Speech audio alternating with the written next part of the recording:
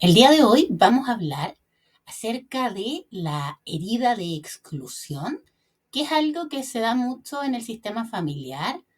Vamos a hablar de los excluidos del sistema familiar, que muchas veces pensamos que son, por ejemplo, personas del pasado, de generaciones anteriores, que no, no se recuerdan. ¿Ya? Yo hoy día pensaba un poco cómo plantear este tema y pensaba como en las clásicas películas que muestran el Día de Muertos, por ejemplo, y entonces tienen estos altares con la abuela, con el tío, con el primo, y siempre hay uno que no está ahí, porque quizás cometió algún error que la familia lo ve como imperdonable, porque se fue, porque su nacimiento fue en circunstancias como poco convencionales.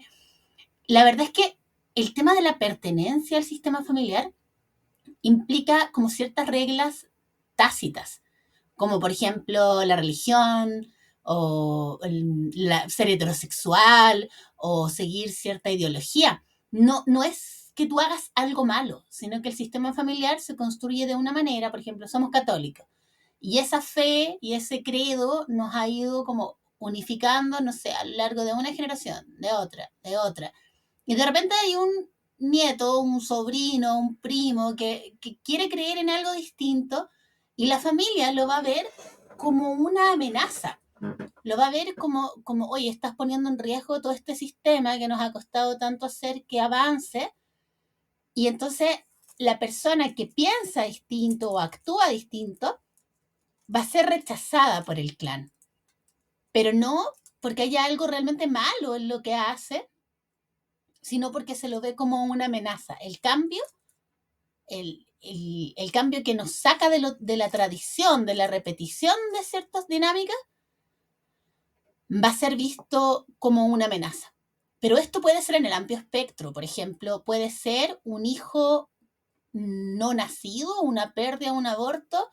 Tú jamás le contaste a tus hijos o jamás lo mencionaste, jamás le diste su lugar.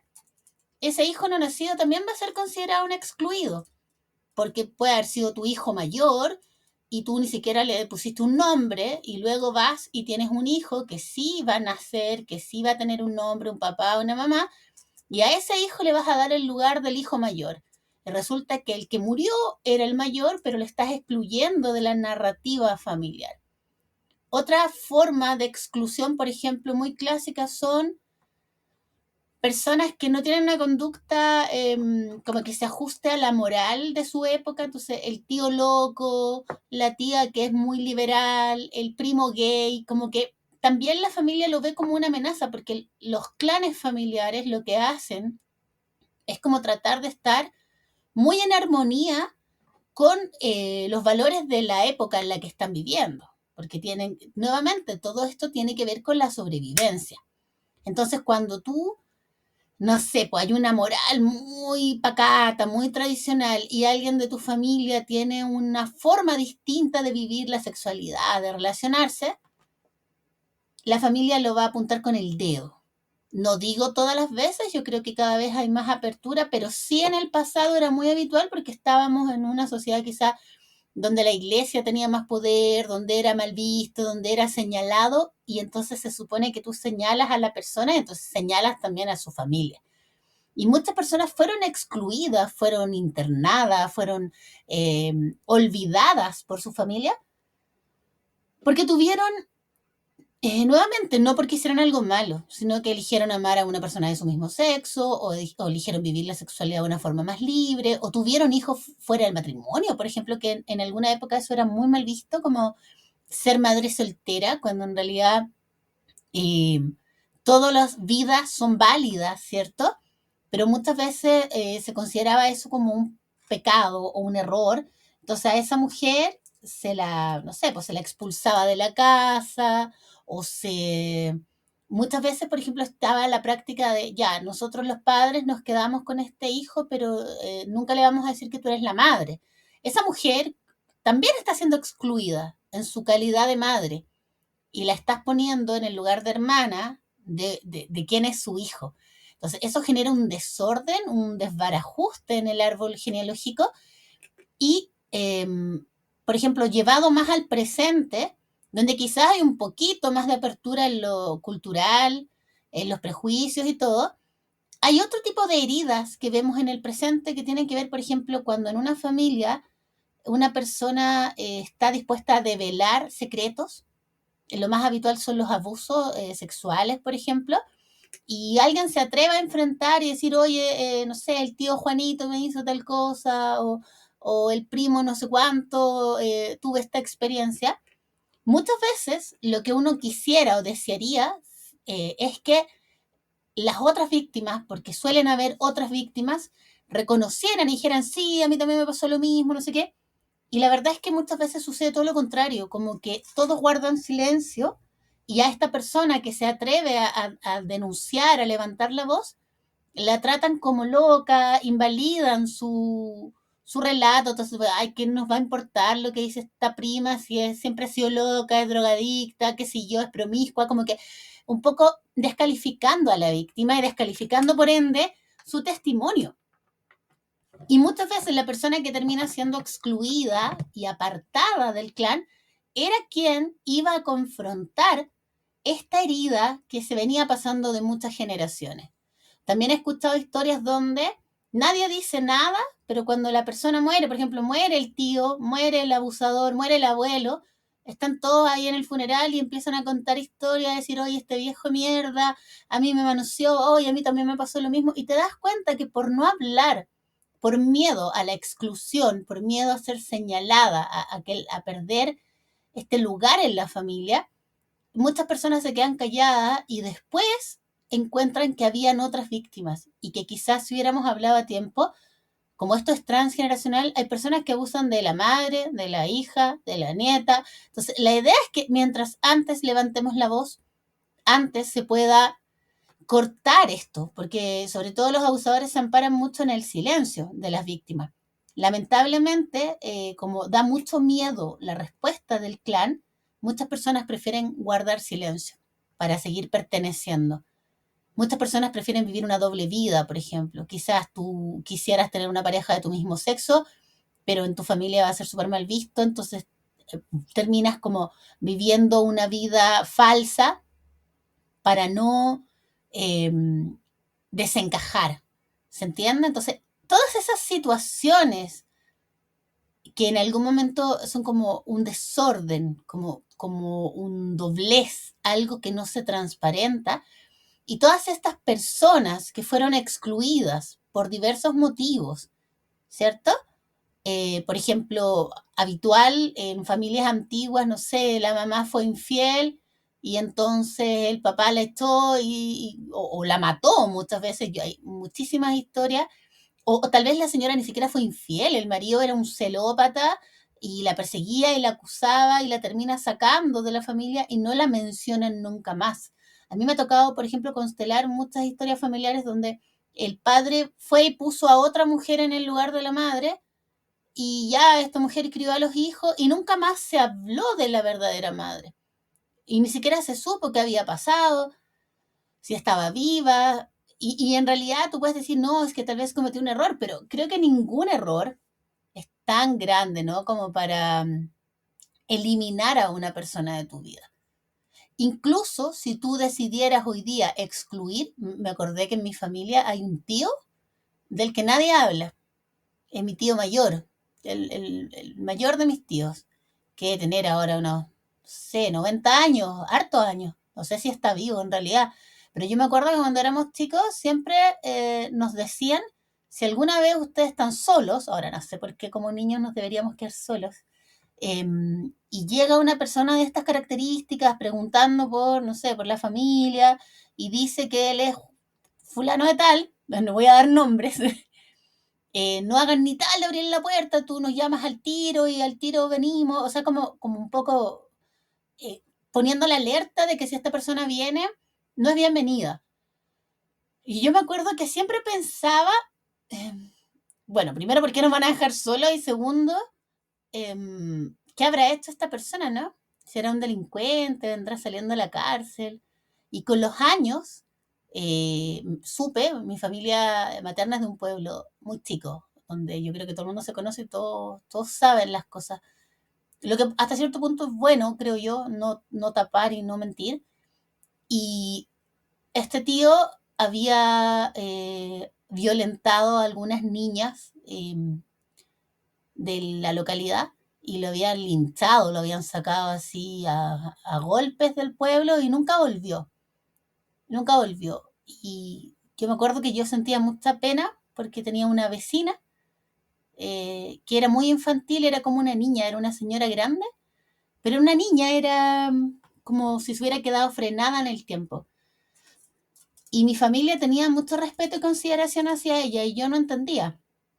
Hasta de grande vine a entender que ella había sido una de las víctimas de esta persona. Y había como una deuda de honor en el fondo, ¿no? Como que esta persona dañó a esta señora y ella quedó como, su mente quedó en esa edad, que era muy pequeña.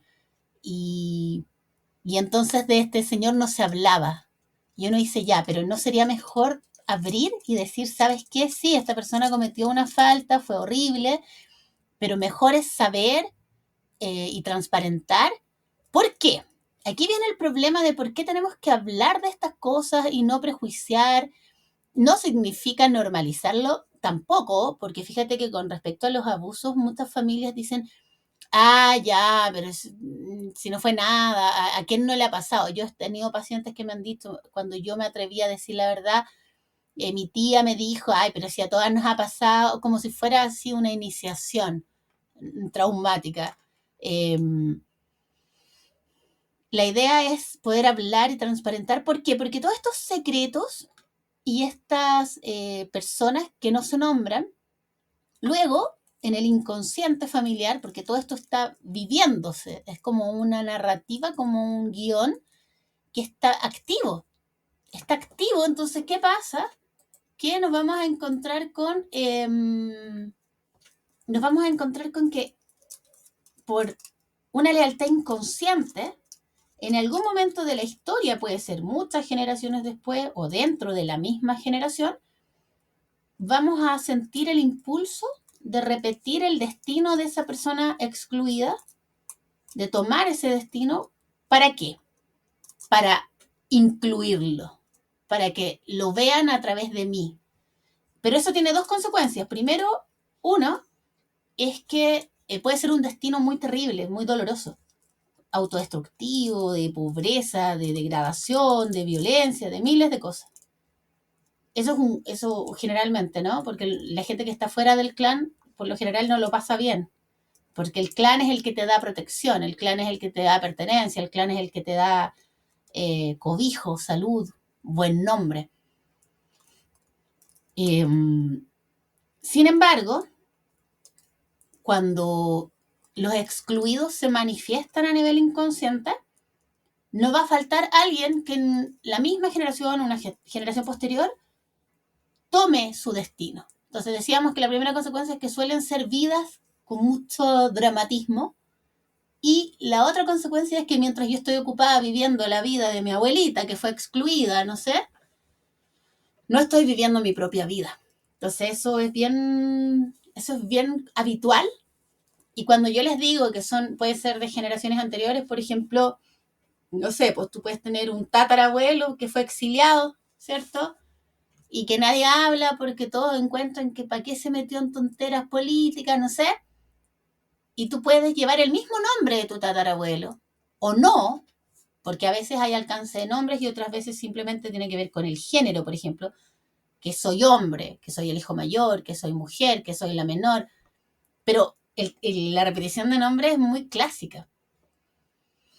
Entonces nos vamos a dar cuenta que hay un momento, sobre todo en la adolescencia, la preadolescencia, que empieza esta información que estaba en el inconsciente familiar, empieza a activar una memoria en la persona sobre la cual va a recaer este destino del excluido. Y entonces es como un autocastigo, porque esta persona que quedó excluida pasó hambre, pasó frío, murió enfermo. Y es como, tú no tienes necesidad de vivir eso, pero como estás inconscientemente repitiendo sus pasos, vas a ir haciendo cosas o generando situaciones que te van a poner en esa situación de, de exclusión, de pobreza, de enfermedad, de desamor. Entonces, es una situación que genera a la larga mucho dolor en las familias. Tú no dices, ¿por qué está actuando así? ¿Por qué esta persona está actuando así? ¿Por qué? Si tiene todo. Bueno, porque en su lealtad inconsciente hacia un ancestro, no se ve a sí mismo, solo ve al ancestro, ¿ya? Cuando decimos que puede ser de generaciones, por ejemplo, cercanas, muchas veces pasa que los hijos, imagínate que tú tienes un hijo y que el papá, no sé, se fue, se separaron, armó otra familia, qué sé yo. Y ahí uno dice, bueno, ¿quién es el excluido, no? Porque a mí me pasa mucho esto de decir que ese papá, por ejemplo, armó otra familia y nunca les habló de ti. Tú vas a sentir que tú eres la excluida. O al revés, si en tu casa tu papá se fue, se separaron y tu mamá nunca más lo nombró, lo borró de todos lados, de tu papá no se habla, qué sé yo, nunca nadie te dijo, porque esto puede haber pasado antes que tú tuvieras conciencia, quizás nunca nadie te dijo qué pasó, nadie lo mencionó. Entonces tu papá es el excluido y tú inconscientemente puedes sentir que para honrarlo tienes que repetir lo que pasó con él.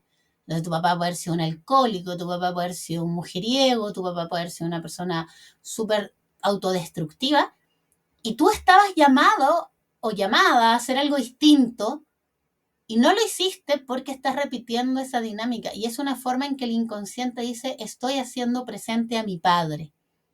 Estoy haciendo consciente, o sea, presente a mi padre porque no me están dejando tomar a mi padre, porque mi mamá no me deja hablar de él, porque mi mamá hable pestes de él, o porque nadie me da respuestas. Hay puros silencios, secretos, mentiras.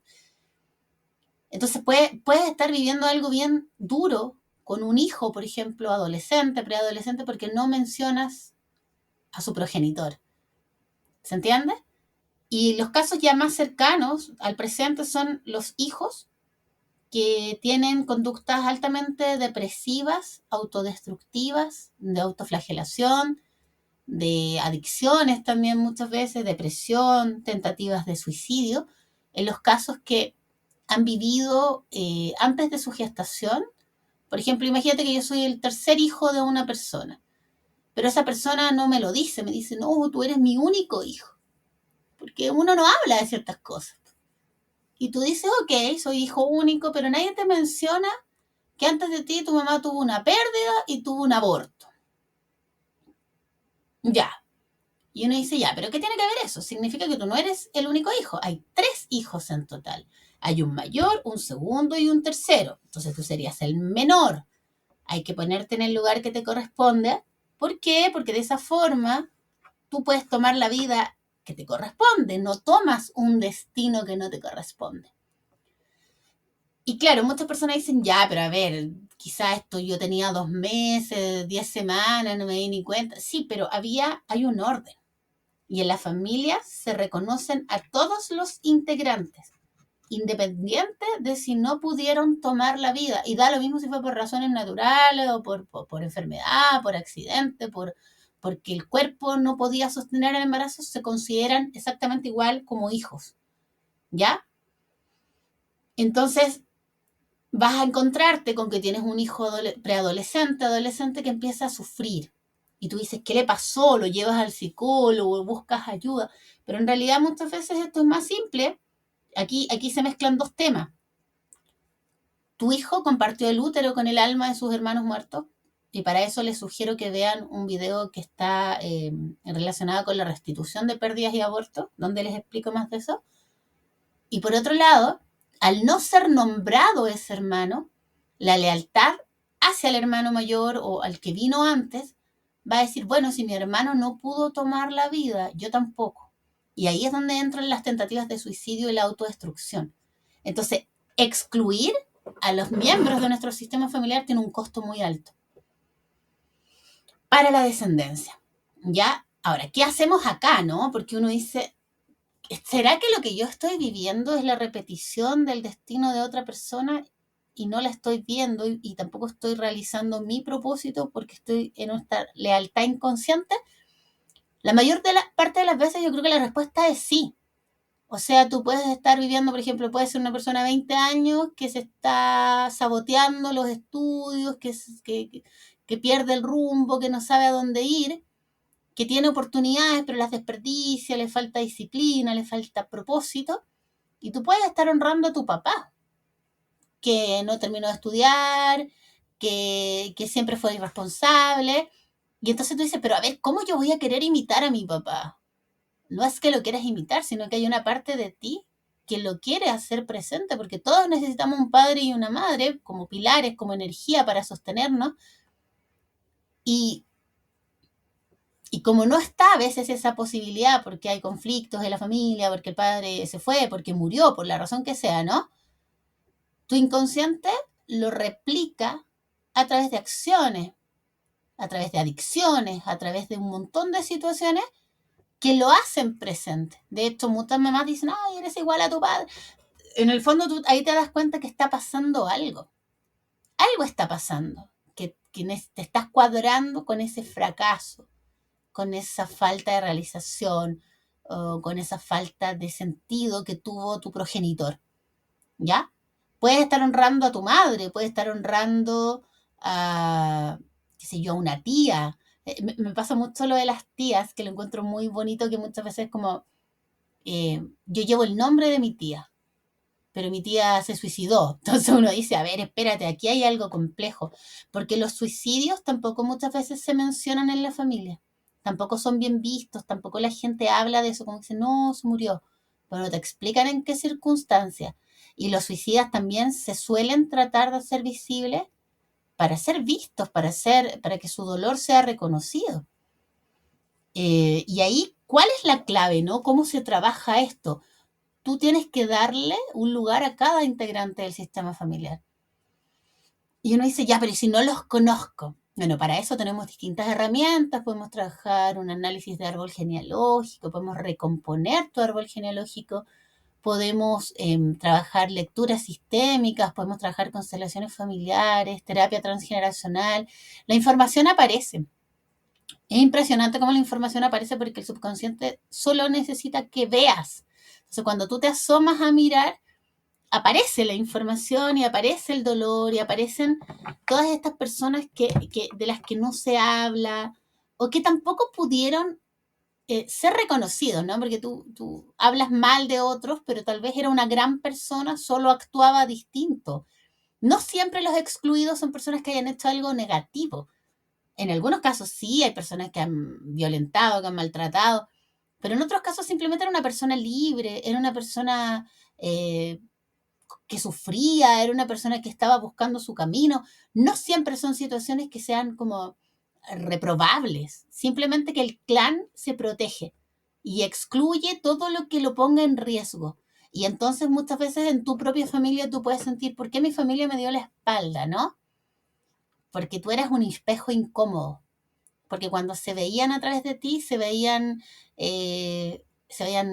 grises, se veían sin imaginación, sin sueños. A veces nuestra sola existencia deja de manifiesto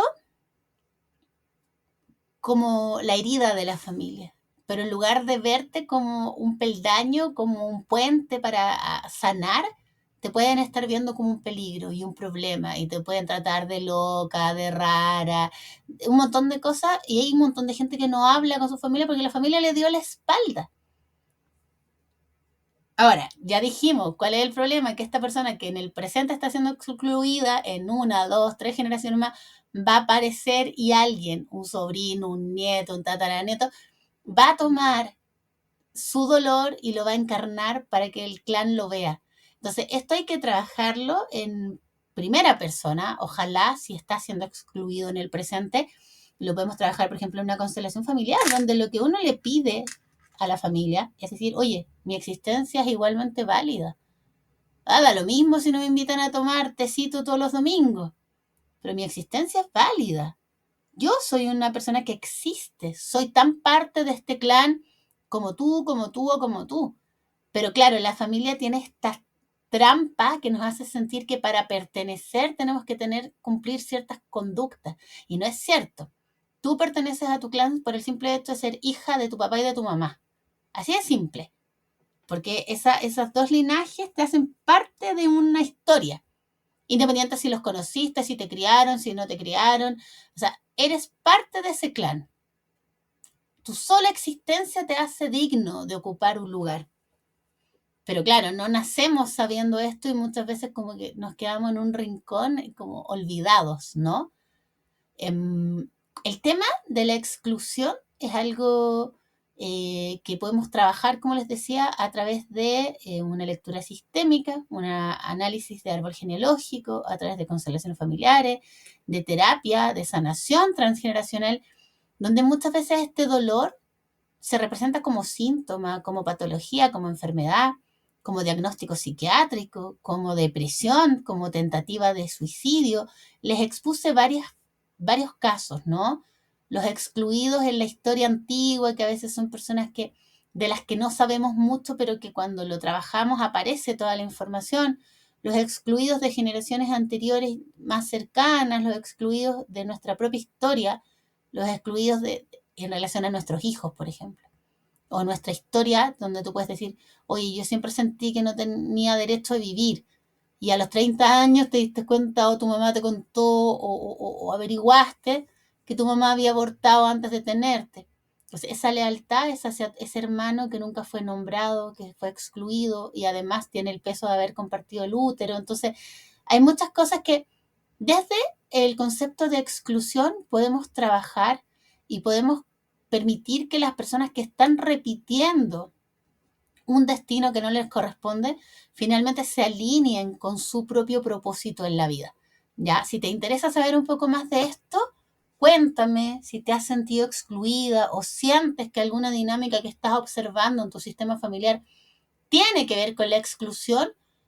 Déjame tu comentario y podemos analizarlo un poquito más a fondo.